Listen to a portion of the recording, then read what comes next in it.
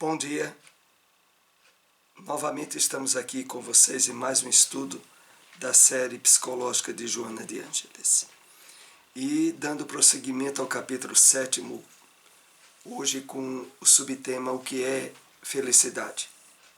O estudo anterior, Em Busca da Felicidade, encontra-se em nosso canal no YouTube.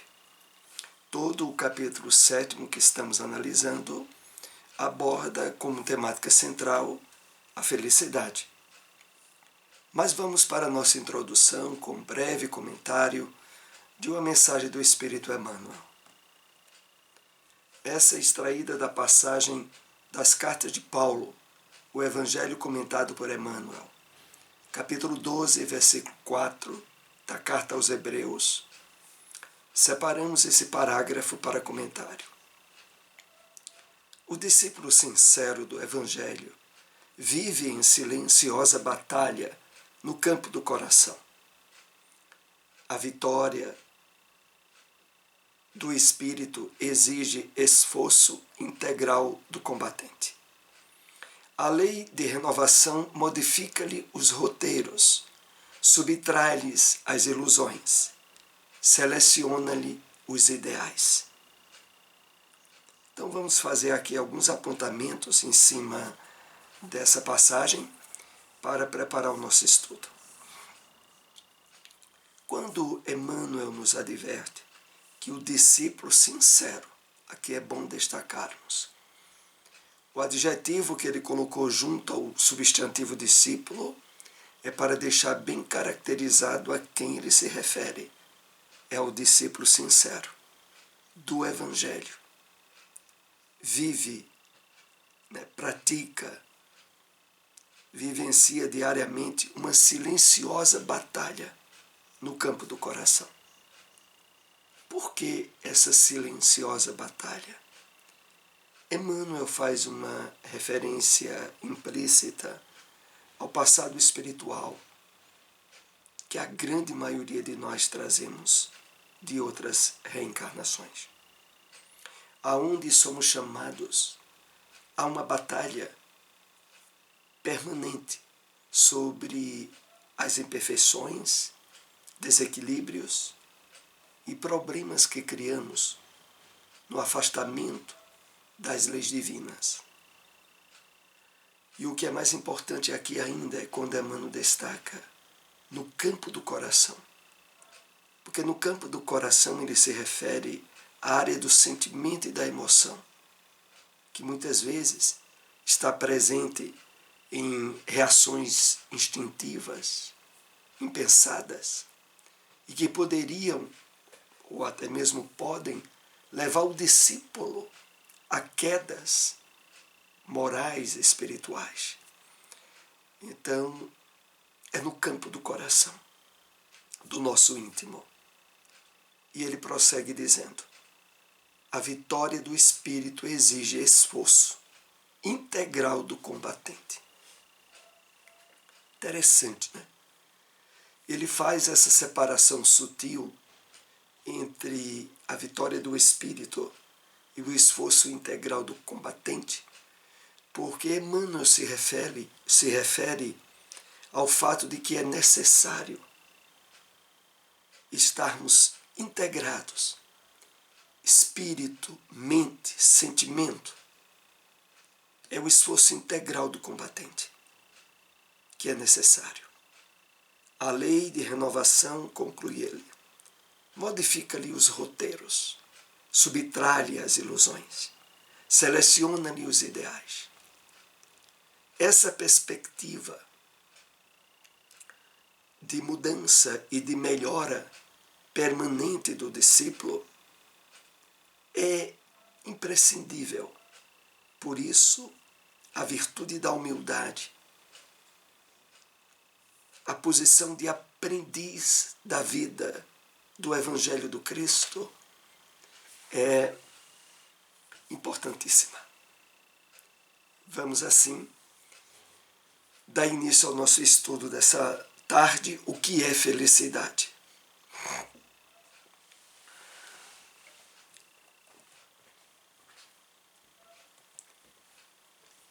O primeiro tópico que separamos do livro, lembrando sempre, se possível, a leitura de toda a obra, encontro com a paz e a saúde que estamos analisando.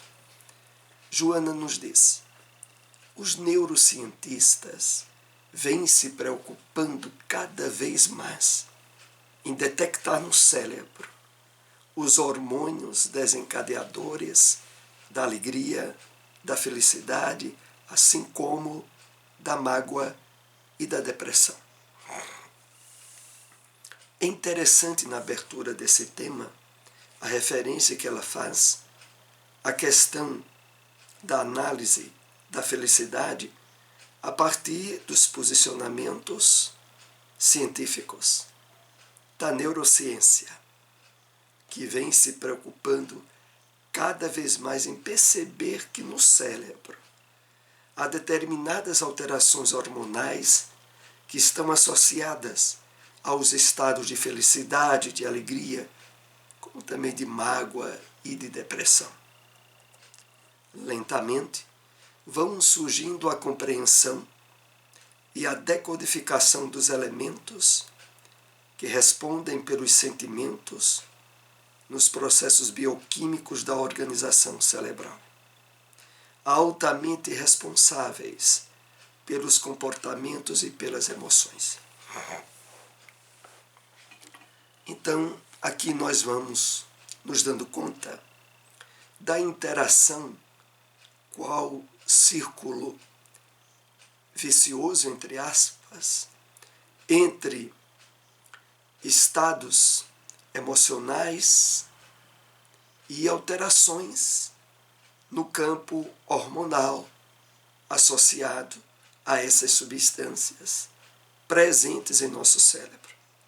De tal forma que a ausência de determinados hormônios associados, por exemplo, à felicidade, vão abrir campo para os estados de tristeza, de depressão, incrementando ainda mais esse desequilíbrio hormonal. Vamos adiante. Façamos uma distinção entre sentimentos, que são as vivências do que é percebido pela emoção de maneira consciente.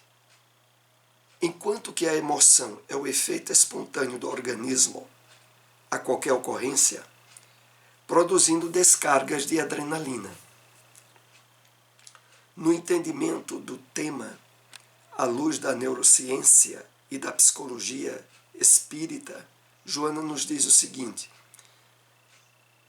entendamos sentimentos como sendo a percepção consciente de emoções que foram vivenciadas, enquanto que a emoção por si só está atrelada às descargas de adrenalina, emoção para fuga, emoção para raiva, emoção para tomar uma decisão precipitada.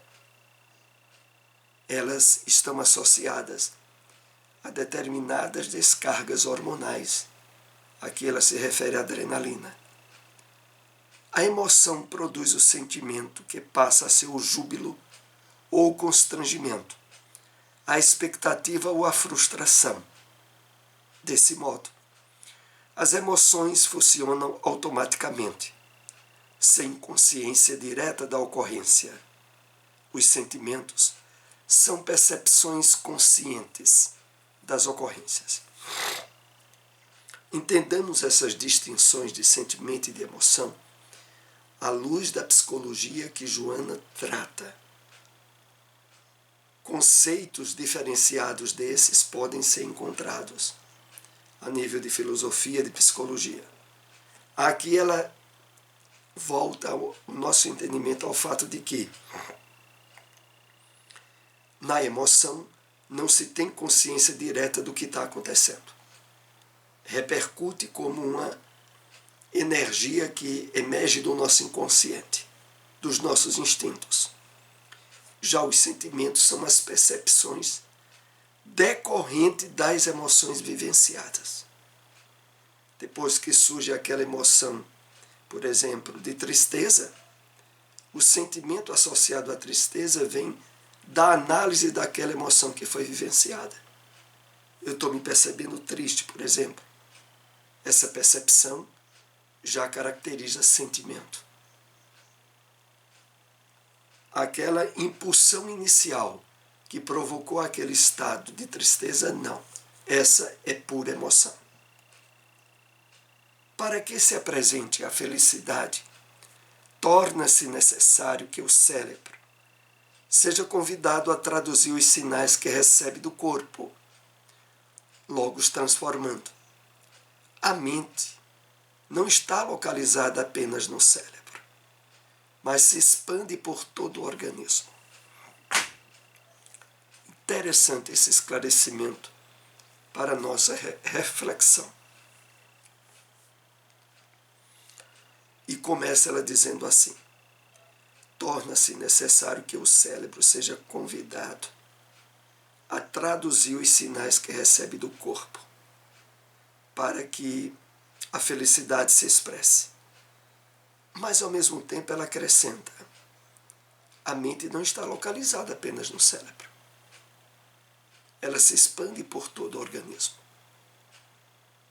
No sentido de que a interação permanente e incessante entre espírito, mente e corpo alcança a totalidade da criatura humana. Repercute de uma forma interativa e instantânea no que o espírito sente. Os mecanismos neurobiológicos manifestam-se conforme os impulsos que procedem da mente do ser reencarnado. A felicidade é o sentimento agradável que resulta das emoções saudáveis, aquelas que acalmam e enriquecem de júbilo. Como vamos percebendo, há uma condução para que entendamos o funcionamento biológico e até mesmo mecanizado do impacto que se dá em nós ao expressarmos felicidade ou tristeza. E por isso ela diz que os mecanismos neurobiológicos manifestam-se conforme os impulsos que procedem da mente do ser reencarnado. Nisso, o papel permanente de alta responsabilidade nossa sobre o que a gente sente, sobre o que a gente possibilita vivenciar. E concluindo, ela diz: a felicidade é o sentimento agradável que resulta das emoções saudáveis. Por isso, o cuidado e a diretriz no trabalho do despertamento da consciência do eu profundo, do si, nas diretrizes do que se pensa e do que se sente, assumindo a total responsabilidade, sem atribuir de forma indevida a coisas, a circunstâncias ou a outras pessoas. Considera-se o riso saudável como de natureza terapêutica, em face da presença de imunoglobulinas, que na saliva têm objetivos de contribuir para a digestão, mas também para a defesa do organismo de agentes enfermiços. Então, se sabe hoje, pelas descobertas da neurociência, que a expressão da alegria, do sorriso, de uma forma mais atuante no nosso comportamento, estabelece como reação orgânica o aumento das imunoglobulinas, que estão associadas desde a facilitação de processos digestivos ao fortalecimento do sistema imunológico. Aí nós vamos percebendo como as ações associadas ao que se sente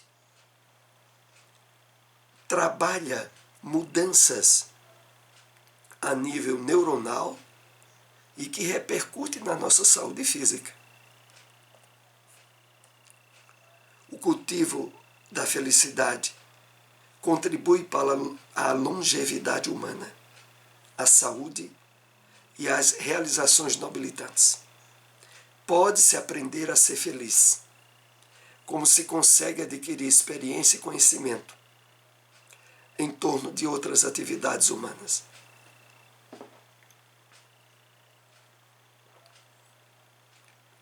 Aqui Joana faz uma colocação para causar impacto e nos chamar a atenção ao que logo em seguida ela vai nos propondo. Então, primeiro ela diz, olha, cultivar felicidade possibilita a longevidade humana, a melhor resistência do organismo físico, possibilitando maior quantidade de anos a serem vivenciados. E depois acrescenta, pode-se aprender a ser feliz, como se consegue adquirir experiência e conhecimento em torno de outras atividades humanas. É claro que, de antemão, nós já temos o esclarecimento espírita a respeito do que seja de fato felicidade, que não é ausência de doenças nem de problemas, mas de uma predisposição interior de vivenciar e enfrentar as adversidades que a vida apresenta, mantendo um estado íntimo de paz, até mesmo de euforia íntima, mesmo enfrentando dificuldades. Mas prossigamos. A felicidade sempre gera sol de alegria onde se instala, mantendo juventude e ampliando as possibilidades de autorrealização, com ênfase no progresso moral e espiritual do ser humano. Bom, aqui ela vai dando desenvolvimento a esse entendimento sobre a conquista da felicidade. Essa conquista está associada ao progresso moral e espiritual. Não é algo adquirido à custa de bens, de valores, de questões materiais. A felicidade constitui-se da sabedoria de poder administrar as ocorrências do cotidiano, do dia a dia, retirando das situações mais difíceis a cota edificante e produtora de harmonia, considerando-as como propostas educativas. Aqui vai se tornando bem claro o posicionamento que nós somos chamados a respeito da conquista da felicidade. Ela está atrelada à sabedoria, ao entendimento de poder administrar, direcionar, dirigir o que acontece no dia a dia, retirando das situações mais difíceis a cota edificante e produtora de harmonia, considerando-as como propostas educativas. É evidente que esse entendimento torna-se possibilitado pelo entendimento da vida que a revelação espírita nos dá, da percepção e do entendimento de que nós estamos num mundo de provas, de expiações, por necessidades de crescimento espiritual, de aprendizagem, de esforço permanente. Ao perceber esse entendimento renovador da vida, aí nós nos colocamos diante dessa diretriz que ela nos dá sobre a aquisição real da felicidade. Felicidade, portanto, independe de outras pessoas, sendo construção própria, intransferível. Ser feliz é a meta da existência. E lográ-la é o desafio psicológico, aguardando o amadurecimento do ser humano. Aqui nesse último parágrafo desse item, ela deixa bem atestado para nós o que ela vem a nos indicar em termos de caminhos e de meios de alcançar essa felicidade. Consciência de que independe de outras pessoas e de que a aquisição é construção própria, intransferível. Ser feliz é a meta da existência. É o objetivo maior da criação divina, das leis divinas. É o aperfeiçoamento e a felicidade da criatura humana. E fechando, ela diz, e lográ-la, conquistá-la, obtê-la é o desafio psicológico que aguarda o amadurecimento do ser humano, que é exatamente essa proposta de estudo da psicologia de Joana de Ângeles que nós somos direcionados através do conhecimento, do exercício da meditação, da oração, do esforço do despertamento do eu profundo, o estabelecimento deste objetivo maior. Nós concluímos aqui esse item, o assunto felicidade ainda continuará no nosso próximo estudo. Agradecemos àqueles que nos acompanharam, se possível, compartilhem essas informações. Até o nosso próximo encontro.